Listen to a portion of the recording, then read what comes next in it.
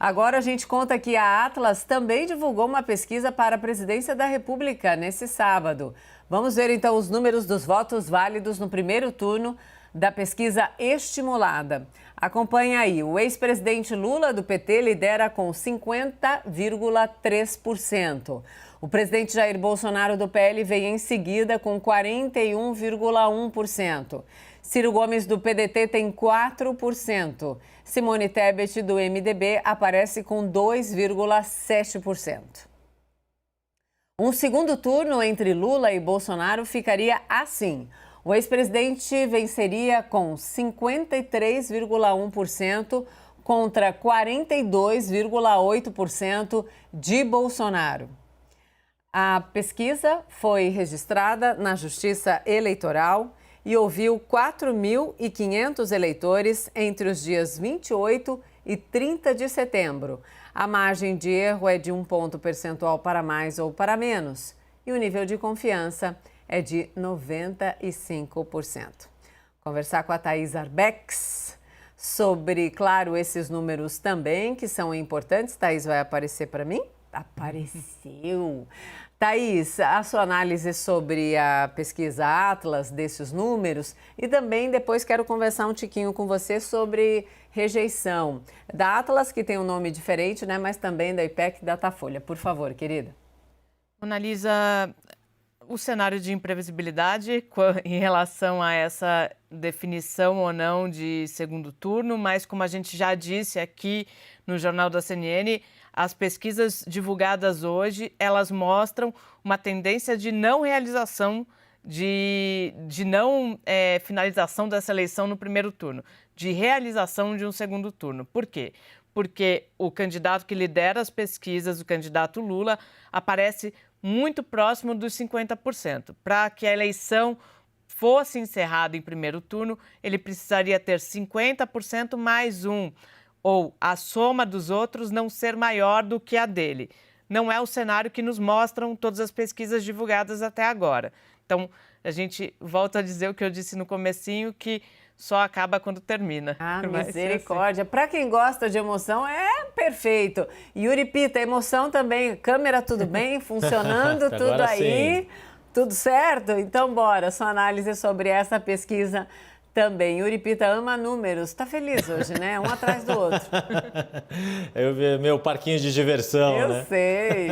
Conta. Não, mais uma pesquisa deixando aberta essa possibilidade de eleição definida em primeiro turno, mas com uma maior probabilidade de primeiro turno, como a gente já disse, para as eleições que foram definidas em primeiro turno, em especial na questão nacional, projetavam ali uma intenção de voto do primeiro colocado bem maior do que os 50%, justamente porque não se trata de um número preciso, é uma estimativa e, além de tudo, tem todas as imprevisibilidades que podem acontecer, questões climáticas, se o dia está mais chuvoso ou não, se isso dificulta a locomoção, principalmente dos mais pobres, que é onde a taxa de abstenção, a gente já falou disso, entre os menos escolarizados, porque é o parâmetro que a gente tem do TSE, não tem um parâmetro de renda, tem um parâmetro de escolaridade e a gente sabe que existe uma relação muito forte entre escolaridade e renda.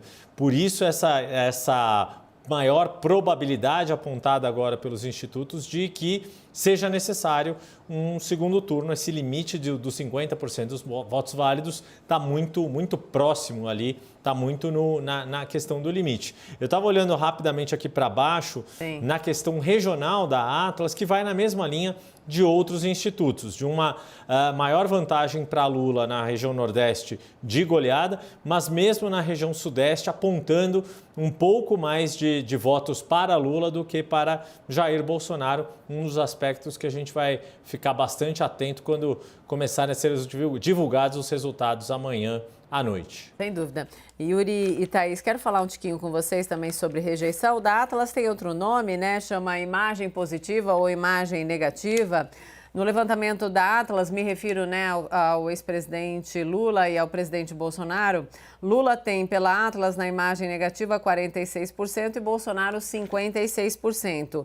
Do IPEC me chamou a atenção que o Bolsonaro diminuiu, né, a rejeição nessa reta final e Lula aumentou. E no Datafolha Bolsonaro com 52%, Lula com 40%. E aí o Padre Kelman é um capítulo especial que nós vamos falar depois de analisar os dois principais. Começa com você, Thaís, sobre a rejeição ou sobre a imagem negativa. Sua análise, por favor.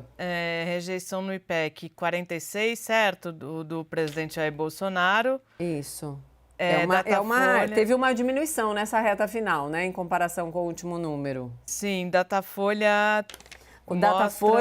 Datafolha, Bolsonaro 52, Lula 40.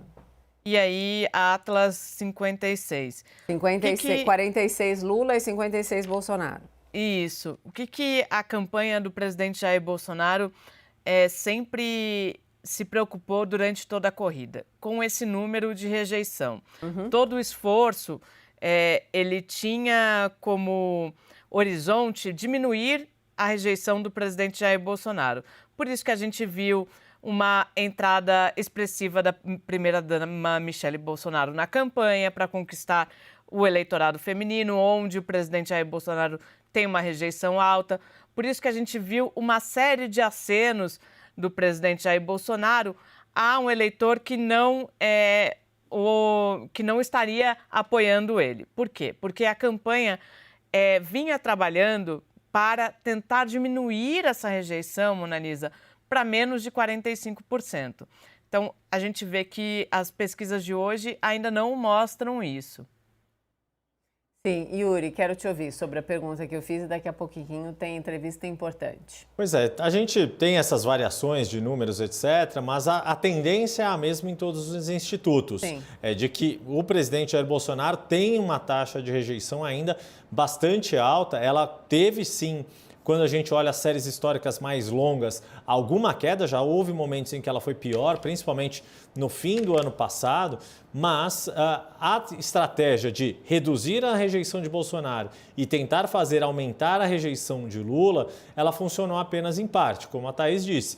Havia uma intenção do presidente Jair Bolsonaro de chegar nos patamares de rejeição, que hoje são os patamares de Lula, com as variações de cada instituto, as peculiaridades de cada metodologia, mas que ainda é um desafio, principalmente para o caso de termos segundo turno, que é o que está se desenhando mais provável, que vai ser necessário alguma outra estratégia para conseguir reduzir. E aí, sempre é importante lembrar que entre as mulheres, as mulheres continuam sendo, o eleitorado feminino continua sendo um ponto de dificuldade para o presidente Jair Bolsonaro nessa tarefa de suavizar a sua imagem e conseguir reduzir os índices de rejeição, mesmo com um aumento da avaliação do governo e da aprovação do governo.